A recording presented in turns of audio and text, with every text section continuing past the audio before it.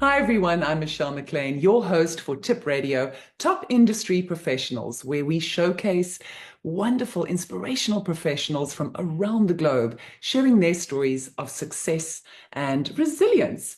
And we have a wonderful woman today to talk about resilience. She's all the way from North Carolina. She has an incredible story, has dedicated over 3 decades of her life mentoring youth and fostering resilience in countless lives through her holistic approach to well-being. Her mission extends far beyond individual wellness as she seeks to nurture the collective strength of entire communities, empowering them to thrive. She's a global well-being entrepreneur and best-selling author. She was recently selected as Top Resilience Ambassador of the Year for 2025 by TIP, by IOTP, the International Association of Top Professionals, for her outstanding leadership, dedication, and commitment to the industry. Everyone, please welcome Martie Smith. Well, welcome, welcome. Thank you, Michelle. It's an honor, it's a privilege, it's a pleasure to be here sharing my story that I never thought my voice would be heard. So I'm deeply honored to be here as part of this association. Well, we are very, very grateful to have you a part of the IOTP family, and you will be celebrated this December at the gala event in Las Vegas. So, apart from many other awards you've achieved in your life, what can you say about your business for our listeners? Tell us a little bit more about you to introduce you to our family. I'm a Jackie of all trades and I guess mistress of none. I've since I was a little girl, I was told I was a mistake, and I think that was what planted the seeds in me to say, I'm not going to give up. I'm going to figure this out. One way or another, I'm going to learn my value. I don't care if my parents don't realize it or whoever, but I'm looking for something. And in that process, I realized that all these things that I had considered, like a curses or a bad life, were actually lessons and opportunities for me to grow in resilience. And those were the seeds that were planted along the way. The pandemic hit, and all of a sudden, I didn't want to relive all these traumas I had. I've had 27 surgeries. I'm partly robotic. I have a spine stimulator, so I say I'm I'm definitely not the average person. But because of that, all those transformations and all those changes in me, I saw that what God had done was line me up with a whole bunch of opportunities to learn from that experience. And the pandemic hit, shut down. I didn't want to go back to being in a wheelchair. I've had 27 surgeries. I've been given a lot of opportunities to reinvent myself, and I had a transformation. I lost 70 pounds, 70 inches, and in that process, I started changing the mindset. Started taking empowering courses, and I was like, wow, okay, let me go back and look at my life. I signed up for a book camp. The next thing I know it, I'm writing down, I had my title, Resilience Nourishes the Soul. I'm an avid photographer, so I already had my book cover. And I was like, this could work instead of me not having a job. I could probably do something. So I was very, very cocky, very confident. And I said, okay, let me write the book. And then I was like, wow, this is like a healing process. This is a catharsis. And I started realizing it wasn't just a book, it was my ability to express myself and share with the world what I had gotten as tools of training for resilience. And I was like, wow, this is amazing. This is miraculous. This is not anything I ever imagined, but it's pretty cool, and that's what I share with the world now. I mean, that's truly, truly inspirational. And to hear your story, how this all unfolded for you. What advice would you give to any professional or anyone in your industry who wants to achieve what you've done? First of all, think about how you are with you. Don't worry about the outside world. Don't worry about other people's opinions. What is your opinion of you? Do introspection. Figure out what your passion, your purpose, and your mission is in life. We all get dealt different cards. We all have different stories, but most of us want to be recognized, acknowledged, loved, and heard. So I'm glad that I was born in Colombia, South America, and I moved 49 times in my lifetime, but I think that was God teaching me adaptability, flexibility, and also learning about humanity. Because no matter what language, no matter where I was, the universal language was a smile and a hug. And to me, that was like, wow, okay, I can work with this. I can do it somehow or another. Granted, I wasn't fully aware of everything that I had been given until the pandemic. And then I went back and I went, oh, this is why did I complicate life so much? Why did I not see the potential in me? And I was always surrounded by people that were very inspirational, and they would tell me you can this and you can that, and I would look at them like, you have no clue what I've suffered. And, the victimization, the I can't do anything, I don't my life has been terrible. No, those people were very right, and now I swallow my words and say, wow, I didn't see that coming either. But I'm so grateful that those people were placed along my path of journey, because that's what we need. We need to surround ourselves with that non-toxic environment, that we grab each other under the wings and pull each other together to make this world better, to change the very vicious cycles of life, and all the things that we keep repeating because we don't see that we're erroneous in feeling that way. So it's very nice. It's very nice and refreshing. For a 65-year-old, it's very cool. Oh my gosh, you are not 65. That's incredible.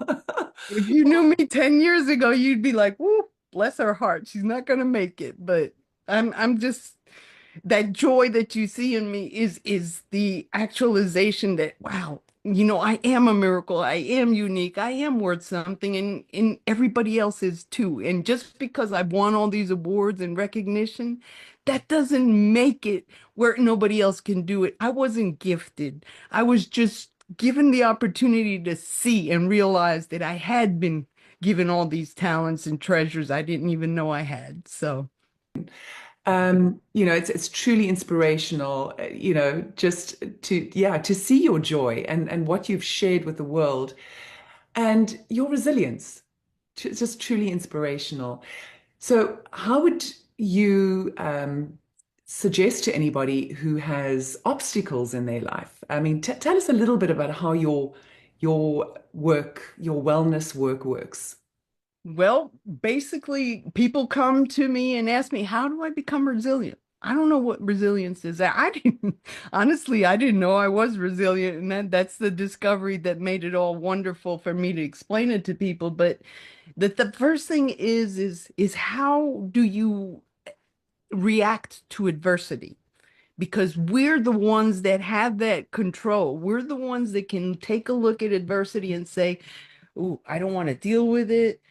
Oh, something's difficult. Let me figure it out. Let me get help." So it's always examine what's facing you, but don't forget the big picture. Don't forget all the things that brought you to the present time. You've survived, you surpassed, you overcame, you've learned things in the past. Now use all that to bring forward you getting ahead to your next goal. Don't let that little speed bump, I call them speed bumps, stop you. Just find another way, find another angle. And I think photography helps me see that resilience is just that. Change your perspective, change the way you look at things, and find the perfect shot, the perfect opportunity to get past that thing that you don't see because you're, you know, confused about all the mess, and you're only focused on the thing that's happening instead of all the big picture of you learning life. And what would you say if you had to think about the biggest obstacle in your life? What would that be? The biggest obstacle was me not believing in myself, not loving myself, not really thinking that I was worth anything. And that was what held me back all this time. In a way, I was given the momentum to start realizing it, but every time I would lose a job, I've been I was an environmental control systems mechanic in the Air Force, so I'm a veteran. And I was like, all right, I'm going to be a pilot one day. I got hurt. It didn't happen. Then I became a radiation therapist treating cancer patients. That was a beautiful career, but I didn't get to live it because I got re-injured. But those people, when I was treating those cancer patients, those children were teaching me about life. So it was like, okay, I didn't get to practice it, but I learned so much. And fast forward, my mom had breast cancer, and guess who ended up helping take care of her? I was blessed to be able to heal all these things that were in the past, and I was able to see her through the cancer. So you never know what you're looking at until after the fact, but that's why we need to be very aware of how we react and do. So it's pretty it's pretty intense and insightful to look at that way instead of, I can't deal with life. Well, you've given me a lot to think about today, and I'm sure our listeners as well. Thank you. You know, throughout your illustrious career, you've won numerous awards. You've been on magazines, featured in television, um, and you were on the billboard recently in Las Vegas for IOTP. So, congratulations. That's incredibly impressive indeed.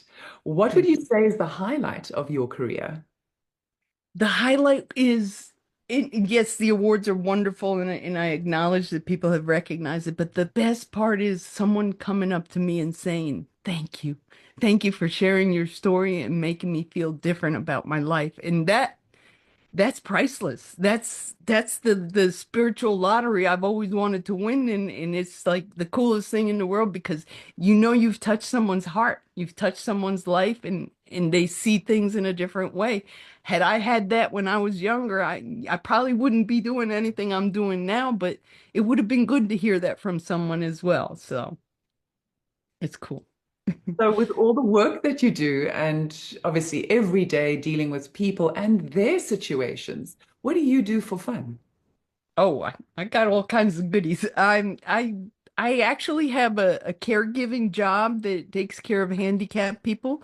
And it's a reminder because I was in a wheelchair, and so I have a soft heart for people that are challenged because they taught me how to find joy in the things that we don't find joyful because we take everything for granted kind of thing. And I realized that those people are super special and they're the ones that teach you what's important in life. They're the ones that see the value of everything that matters in us. Another thing, I teach Sunday school to children, or I taught for 35 years. Lately, I've been slowing down because of all the hubbub of all my books, but that the kids, in fact, I started a new child series of kids books to share resilience from the get-go so that they come strong from, growing up in the adverse world and maybe they can do better in the future. So it's it's awesome. That's so lovely. I love working with children because seeing the world through their eyes is just exceptional, right? They don't corrupt, they don't contaminate, they're pure. You see them in the playground playing, they get into a little scuffle, the next thing you know it, they're forgiving. If we could learn from that, we wouldn't be in the situation we find ourselves in this world. But it's just that's it. Go back to basics, go back to life as a thriving necessity for all of us to share and cherish what we were given. When you said you were in a wheelchair, I'm just really inquisitive to know how did you rise above that, scenario in your life? What makes you not being in a wheelchair anymore? Well, in the beginning, it wasn't easy, and I was severely depressed. I had a psychiatrist and major medications, but I had a reckoning with my faith, and I saw the movie The Passion, and something stirred in me that, okay, I've been taking a lot of things for granted. I'm still alive, even though I'm in a wheelchair. I still have all my wits. All I started counting my blessings, and then it was like, I got nothing to complain about. There's people out there without limbs that are running marathons. What is wrong with you, Martie? Get a grip of what you're really realizing. And it's humbling when you see it that way and you're like, okay, all right, all right.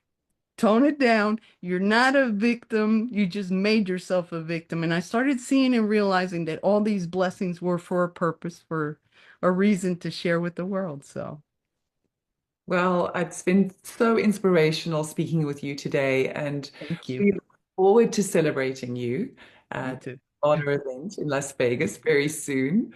Um, Uh-huh. Tell us a little bit, just for our listeners and for all our members, how they get hold of you if they'd like to reach you.